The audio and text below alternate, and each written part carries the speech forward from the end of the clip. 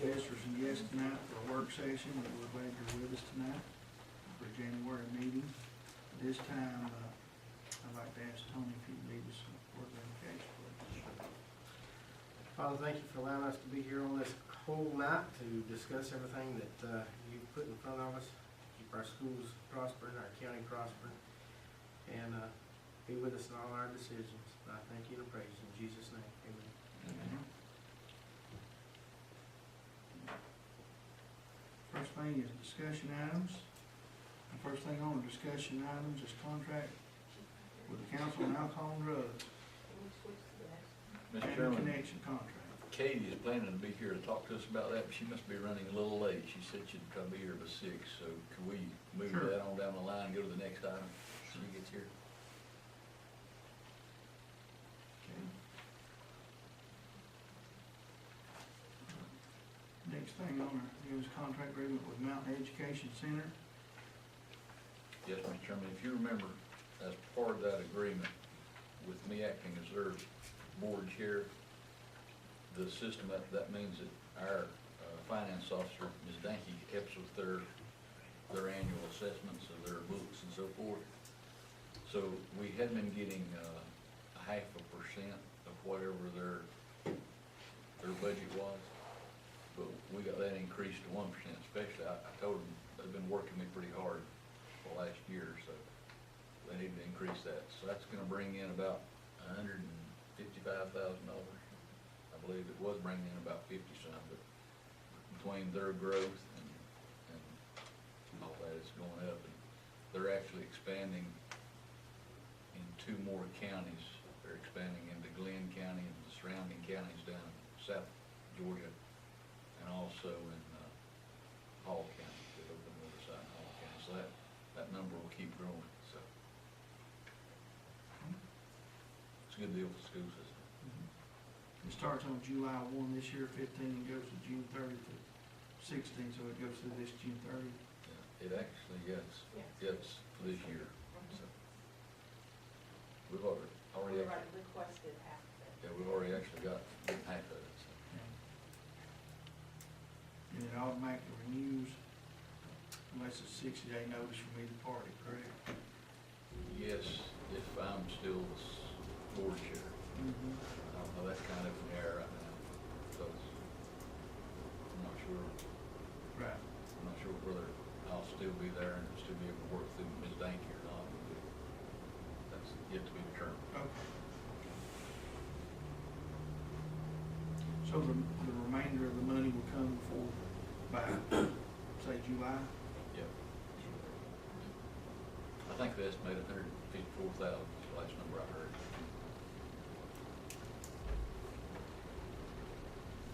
We'll need to approve this in our open session tonight, correct? Any questions about this?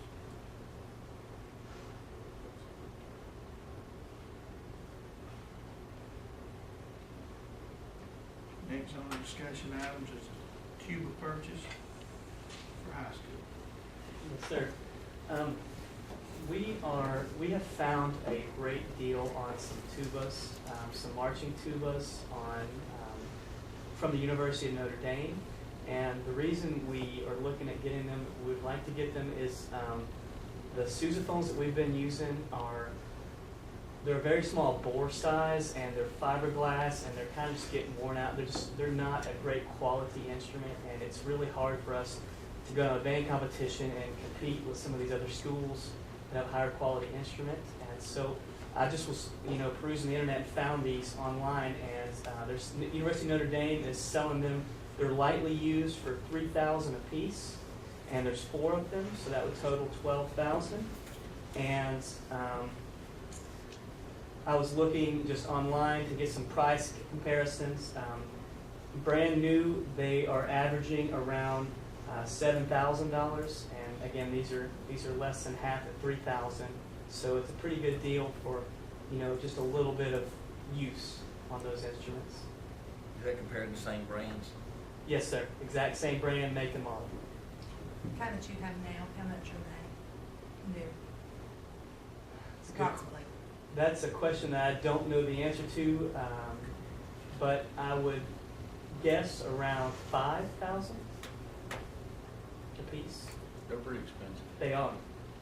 Susan told me. Yes, sir. I didn't purchase these. They were purchased when Mr. Rittenhouse was here, so I don't have an exact number on that. I can look it up, but How old are they? they are around 10 years old. And really, it's not the, it's not the shape that they're in, it's more of just the quality of the instrument in general. I just don't, they're not a great horn. They're just very small bore size, and that fiberglass just never gets a very good sound. How old are the tubas that Notre Dame has? 3 years. How many tuba players do we have on the high school? Right now, we have 4, but the 7th grade alone has 8. And so when they get up here, we could have a bunch of tubas. And so that's another reason I was looking at them is trying to project for the future. And, if we have to kind of mismatch and use the instruments we have, in the meantime, if we buy these, we would have enough to outfit all those when they got up to high school. Over the years, I worked with a lot of band directors, and you pick up a few things, and I know that in a band, the tubas are the bottom of the band. That's the bass. So to have a good quality sound, you gotta have that bass. And Yes, sir. tubas is what offers that bass. Yes, sir. That's why they hold tubas in high regard, band directors do.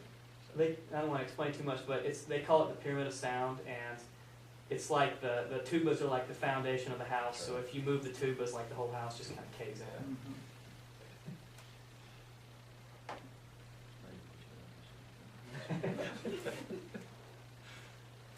So you have been in contact with Notre Dame about the tubas? Yes, sir. And you're asking us for the $12,000 for the 4 tubas tonight? Yes, sir.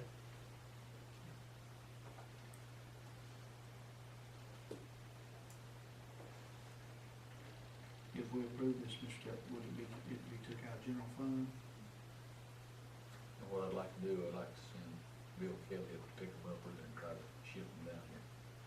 So I think the freight I think we could do it a lot cheaper. We send somebody after them to try to freight them. There's a big boat.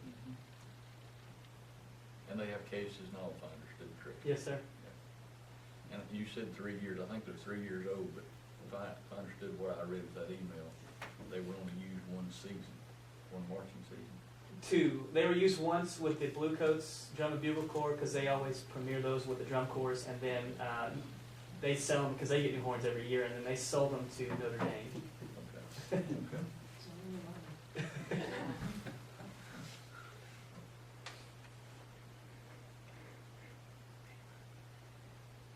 Would we have to approve the cost of Bill going after them, or? No, we'll make that up. It's a 12,000. Are there any other questions about the tuba purchase?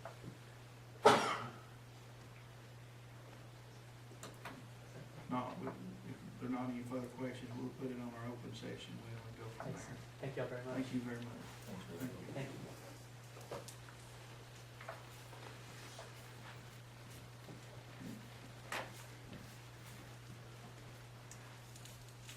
Next thing on our discussion items are contract with the Council on Alcohol and Drugs. Katie, I apologize for just in being time. a little bit late. Do y'all have any specific questions? I know that you probably looked over it. Is there anything I can address for you, or do you need just an overview of the? Has anything changed from last year to this year? It has changed a good bit. We are in the 5th year of a 5-year contract with with BBHDD, which subcontracts to Council of Drug and Alcohol. I guess I need to back up just a little bit. 5 years ago, when the last grant proposal came out, we wrote for the grant then, along with several other counties in our region, and we did not get the grant. But when the numbers were looked at, our state representative said, this does not seem fair. And all of the funding had went to larger counties, and none was dispersed to Fannin, White, Towns, Union, up in this area. And so our state representative went to bat for us and asked that those counties be funded as well, or at least be able to compete. And so we did that, and we did get some funding. So we have been working under the council as a subcontractor because of that issue. And so like I said, we are in the 5th year of the 5-year contract, and those counties who were granted the funds 5 years ago have been working and doing reports that we have not been doing, as in the 4 counties that they did not assign to us, not from anything that we failed to do, but because they did not have us in the same place as the other counties. So right now, what they are trying to do is catch us up to what's been happening with the other counties for 4 years. So this year in the contract, they have changed some of our reporting. They actually asked us if we could cut back on our mentor program, which is what we use this funding for, so that we could free up time and personnel to do this training that they're providing for us, and to make sure that we are in a place that we need to be so that we can compete in April when the new grant comes out. So we're working on getting caught up to where the other counties are, and that's reflected in this year's contract. They've asked us to do several things in order to get ready for that. Katie, you mentioned some of the services y'all provide our students and families. Okay, I'd be happy to. Family Connection, one of our programs that for this grant is the mentor program that we offer to students. One-on-one person comes in and works with them just to provide an extra person for them to talk to. Family Connection also helps with MIELO, or outdoor adventure groups, where we work on teamwork, leadership, communication skills with students through playing games and using the ropes course. We also, one of the biggest things that we do throughout the year is provide family outreach services to any student who is in need of basic resources, so that they can come to school and they can concentrate on school and their tests and what they need to do here at school, and not worry about having food to eat or a warm coat to wear, things like that. And that program encompasses several things: the weekend food program, school supplies, glasses, clothes, healthcare, many things, so that they can have the things that they need. Our first goal is to help the students, so that covers things like the glasses and the school supplies. And then as funds allow, we have an emergency fund that we try to help the parents with power and utilities and heat and things like that. Our overall goal is to help improve the graduation rate and to reduce teenage alcohol use. And all of that, the programs that we do, that's what we are hoping to accomplish, to make them more successful so that they want to stay in school and not use drugs and alcohol.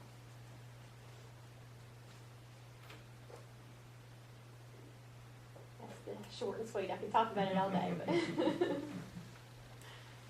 I really think it has made a difference in our community over the years.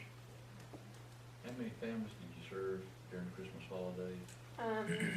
Students we served, we asked about 560 students and their families if they needed assistance for Christmas. About 70 of those turned us down and said that they were okay this year and to give that to someone who needed it more.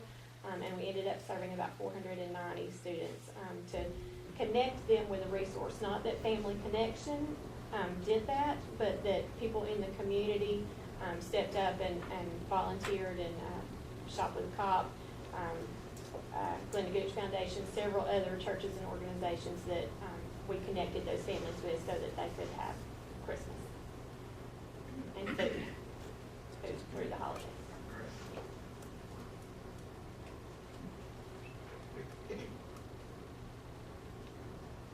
And I will say that the state is looking more now towards environmental purposes, where our mentor program has focused more on individual students.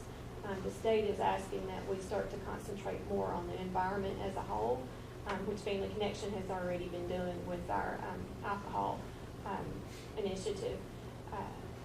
but we will most likely be going in that direction to do more environmental, so that it impacts the community as a whole and not necessarily individual students in the mentor program.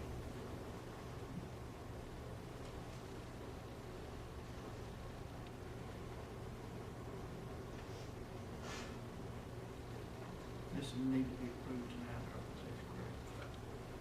correct. Any other questions? Kelly, I appreciate the job you do for our school and our children.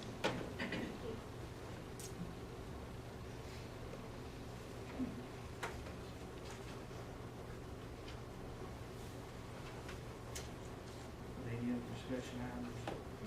We'd like to put the calendar on there if possible. Okay.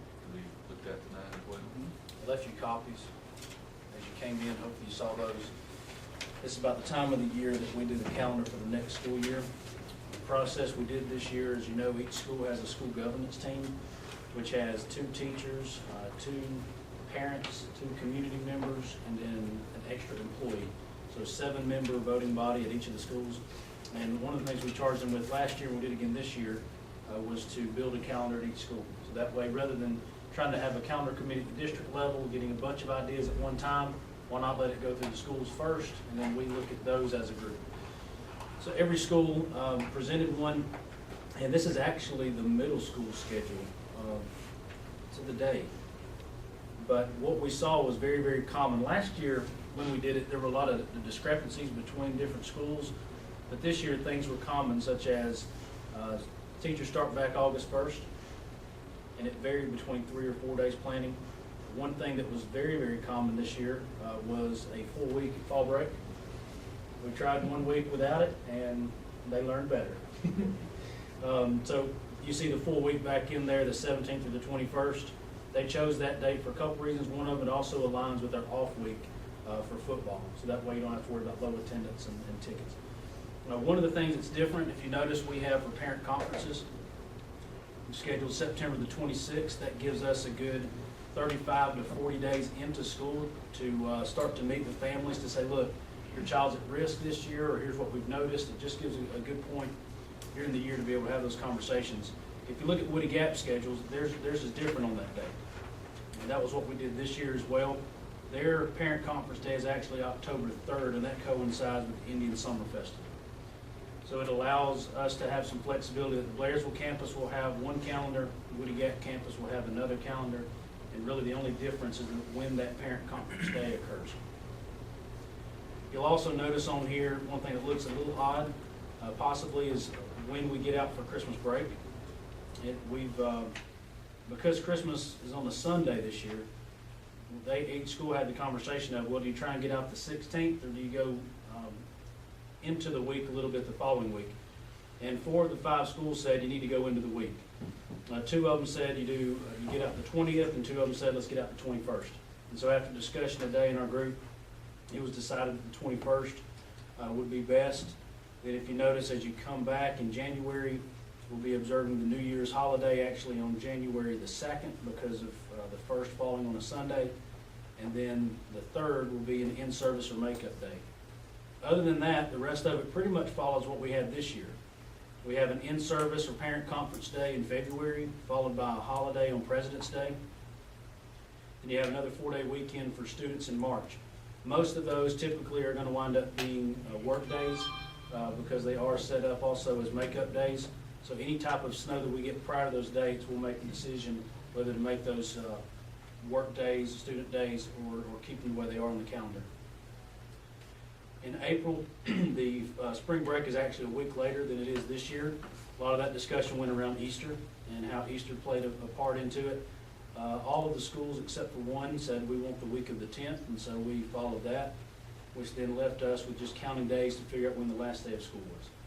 So the calendar is very similar to this year. The only difference is there's a full fall break in there, and spring break is a week later.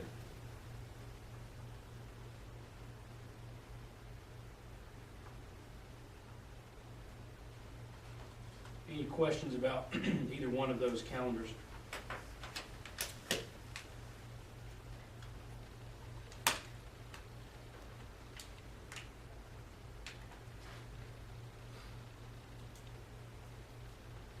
I believe a week-long fall break's gonna make most people happy. According to this, the 24th will be the 180. Yes, yes, which will be a half day. And the graduation won't be turned until spring.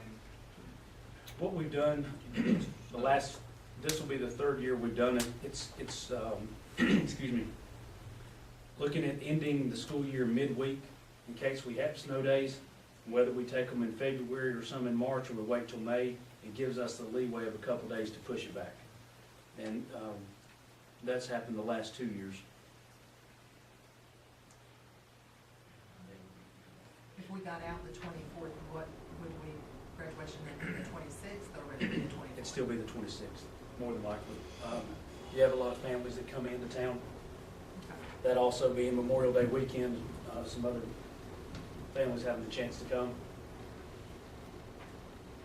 That's at least what we've heard from some of the families. Let's make sure, yes, we may be finishing midweek. There'll be a couple of challenges with that, to be honest with you. One is, you're gonna be asking seniors probably to come back in that Thursday and Friday for practice for graduation. So they're really technically still students. So you wanna make sure that they don't get into trouble during those 2 days that everybody else is off campus. So there'll be some oversight there. The good news is, we'll have all staff here. So there'll be enough support to help with the graduation practice and those festivities.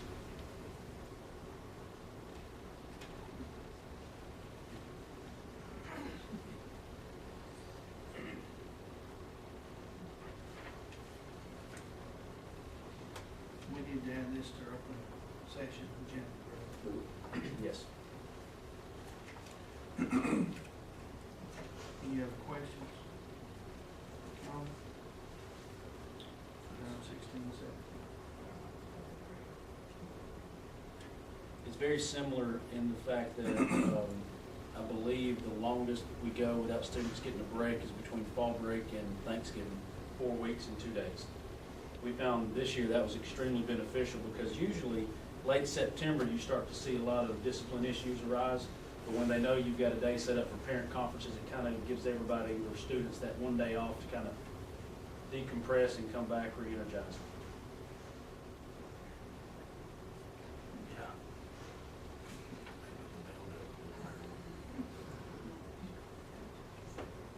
Anything else to our discussion items? If not, this time the board is going to go into executive session. The board's going to executive session, discuss personnel, no actions will be done in executive session. After we're done, we'll come back out into open session. I entertain a motion going into executive session. Make a motion. Second.